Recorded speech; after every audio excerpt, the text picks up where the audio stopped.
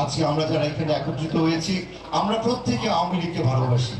আওয়ামী লীগকে ভালোবাসি বলেই কিন্তু আজকে আমি আমার সমস্ত কিছু ফেলে ঢাকা থেকে এখানে চলে এসেছি আপনাদের সঙ্গে এই আনন্দকে উদযাপন করার জন্য।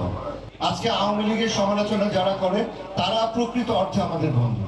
আমরা সেই সমালোচনা মাথা পেতে নেব এবং আমরা খুঁজে বের করব আমাদের মধ্যে মুখোশধারী কারা, আমাদের মধ্যে কারা এখন আওয়ামী লীগের মুখোশ পরে, নৌকার মুখোশ পরে সামনের দিকে এগিয়ে যাচ্ছে।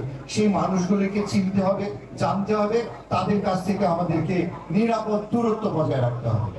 আমরা সবাই যদি এভাবে কাঁধে কাঁধ মিলিয়ে কাজ করি, আমরা সবাই যদি এভাবে সবার পাশে এসে দাঁড়াই, তবে আমাদেরকে আর কেউ দাবায় রাখতে পারবে না ইনশাআল্লাহ। আমরা সামনের দিকে এগিয়ে যাব যেভাবে সামনের দিকে এগিয়ে যাচ্ছেন মাননীয় প্রধানমন্ত্রী বাংলাদেশকে নিয়ে। বাংলাদেশ প্রত্যেকটা সেক্টরে, প্রত্যেকটা বিষয়ে যেভাবে উন্নতি সাধন করেছে, এই উন্নয়নের ধারা যেন অব্যাহত থাকে, সেটাই হবে আজকে আমাদের দিনের অঙ্গীকার।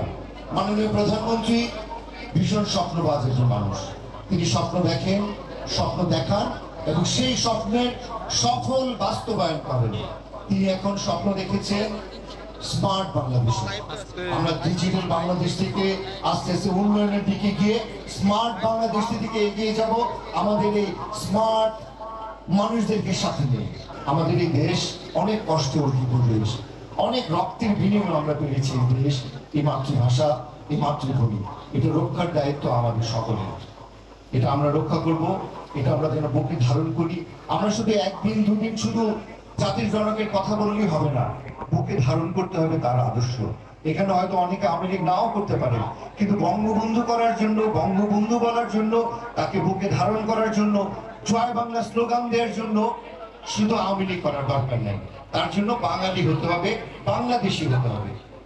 আজকে আমরা যে লাল সবুজের পতাকাকে এনজয় করি, আজকে সারা বিশ্বে আমরা যেরকম মাথা উঁচু করে দাঁড়িয়ে বলতে পারি আমি একজন বাংলাদেশি, সেটার জন্য আওয়ামী লীগের ভূমিকা থাকলেও আপনারা নাও করতে পারেন, কিন্তু বঙ্গবন্ধু বলতে, আমাদের জাতীয় স্লোগান দিতে কেউ দ্বিধা করবে না। এটি আপনাদের কাছে আমার অনুরোধ থাকবে এবং আমাদের মুক্তিযুদ্ধ, আমাদের আদর্শ যুগ থেকে যুগান্তরে পরবর্তী প্রজন্মে আপনারা ছড়িয়ে দেবেন।